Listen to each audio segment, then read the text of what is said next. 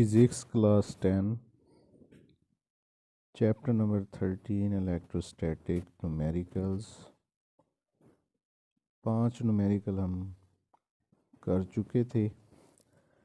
छठा न्यूमेरिकल है a point charge of 2 columns is transferred from a point at potential 100 volt to a point at potential 50 volt. What would be the energy supplied by the charge? अब charge हमें दिया गया है 2 coulombs V1 100 volt V2 50 volt. Work हमने find करना है तो W is equal to Q V formula होता है, लेकिन यहाँ पे क्योंकि 2 पोटेंशियल्स दी गई हैं तो लिहाजा इनका फ़र्क लिया जाएगा V1 माइनस V2। तो इस फार्मूले को में वैल्यूज़ देंगे 2 into 100 minus 50 2 into 50 W is equal to 100 joule. Question number 7 है a capacitor hold 0.06 columns of charge when fully charged by a 9 volt battery. Calculate capacitance of the capacitor. Charge हमें दिया गया है 0.06 कॉलम, वोल्टेज 9 वोल्ट, कैपेसिटेंस हमने मालूम करनी है, formula है Q is equal to C V, C is equal to Q over V। Q की वैल्यू है 0.06, V 9 है तो 0.06 ओवर 9, तो capacitance is equal to 6.67 into 10 raise to power minus 3 farad. Question number 8 है a capacitor hold 0.03 columns of charge when fully charged by a 6 volt battery. How much voltage would be required for it to hold 2 columns of charge?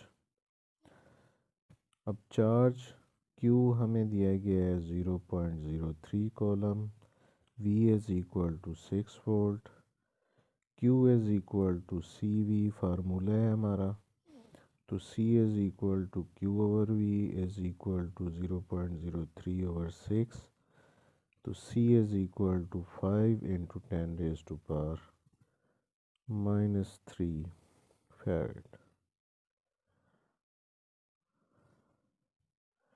इसके बाद मालूम क्या करना है हमने, voltage V, तो voltage के लिए फार्मूला है Q ओवर C, तो Q की वैल्यू 2 है, C की value 5 into 10 raise to power minus 3।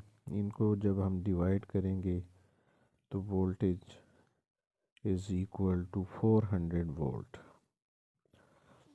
Question number 9 है two capacitor of capacitance 6 microfarad and 12 microfarad are connected in series with 12 volt battery.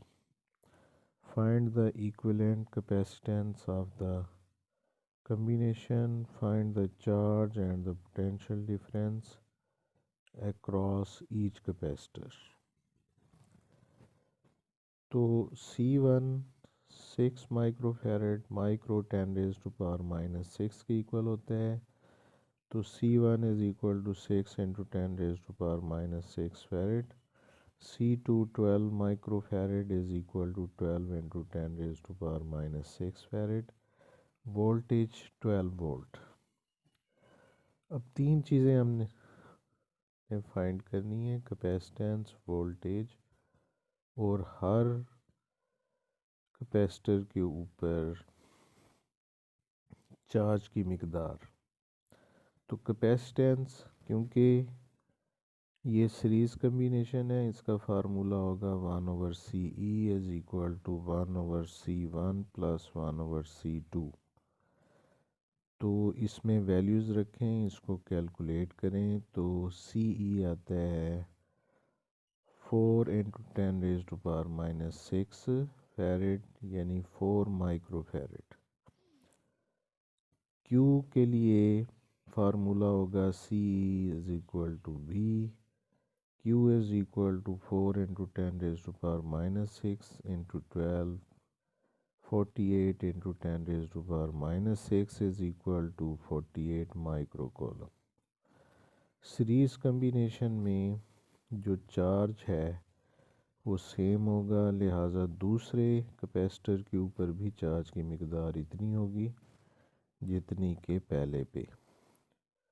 इसके बाद दोनों कैपेसिटर्स के ऊपर हम वोल्टेज निकालते हैं। V के लिए फार्मूला है V1 is equal to Q1/C1, 48 into 10⁻⁻6 over 6 into 10⁻⁻6। तो V1 8 वोल्ट आ जाएगा। V2 is equal to Q2/C2 is equal to 48 into 10 raised to power minus 6 over 12 into 10 raised to power minus 6। इनको जब हम divide करेंगे तो V2 is equal to 4 volt.